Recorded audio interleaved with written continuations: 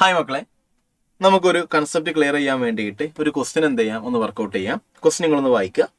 Which oxide of nitrogen is most stable at 273 kelvin എന്നാണ് ചോദ്യം. 4 ഓക്സൈഡുകൾ തന്നിട്ടുണ്ട്. ആ 4 ഓക്സൈഡിൻ്റെയും ഡീകമ്പോസിഷൻ റിയാക്ഷൻ തന്നിട്ടുണ്ട്. എന്നിട്ട് അതിൻ്റെ ഇക്വിലിബ്രിയം കോൺസ്റ്റന്റ് വാല്യൂയും തന്നിട്ടുണ്ട്. അതിൽ ഈ ഒരു ഓക്സൈഡിൽ ഏറ്റവും സ്റ്റേബിൾ ആയ ഓക്സൈഡ് നൈട്രജൻ്റെ ഓക്സൈഡ് ഏതാണെന്നാണ് ചോദ്യം. മക്കൾ, ഇതിൽ ഏറ്റവും ഇക്വിലിബ്രിയം കോൺസ്റ്റന്റ് വാല്യൂ കുറവുള്ള റിയാക്ഷൻ ഏതാ? ഇത് 1034, അത് 32, അത് 30, അത് 15. അപ്പോൾ ഇക്വിലിബ്രിയം കോൺസ്റ്റന്റ് ഏറ്റവും കുറവ് ഈ 4ാമത്തെ റിയാക്ഷനാണ്. ഇക്വിലിബ്രിയം കോൺസ്റ്റന്റ് നമ്മൾ പൊതുവെ പറയുമ്പോൾ it is the ratio of concentration of product by reactant എന്നല്ലേ. അപ്പം കോൺസെൻട്രേഷൻ ഓഫ് പ്രൊഡക്റ്റ് ബൈ റിയാക്റ്റന്റാ. അപ്പോൾ ഇതിന്റെ ഇക്വിലിബ്രിയം കോൺസ്റ്റന്റ് കുറവാ. അതിന്റെ അർത്ഥം ഇവിടെ പ്രൊഡക്റ്റ് കുറവാ, റിയാക്റ്റന്റ് എന്തായിരിക്കും? കൂടുതലായിരിക്കും.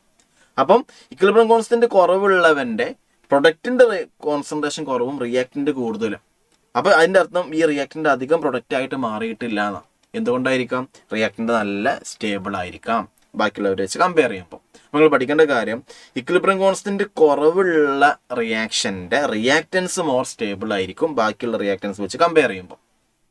ഇതിൽ ഏറ്റവും സ്റ്റേബിൾ അല്ലാത്ത ഓക്സൈഡ് ഏതാ നോക്കുമ്പോൾ നമ്മൾ എന്ത് ചെയ്യുക? ഇത് നോക്കുക. ഇക്വിലിബ്രിയം കോൺസ്റ്റന്റ് ഏറ്റവും കൂടുതൽ ഇയാൾക്ക്, അതിൻ്റെ അർത്ഥം പ്രൊഡക്റ്റ് കൂടുതൽ ഇവിടെയാണ്.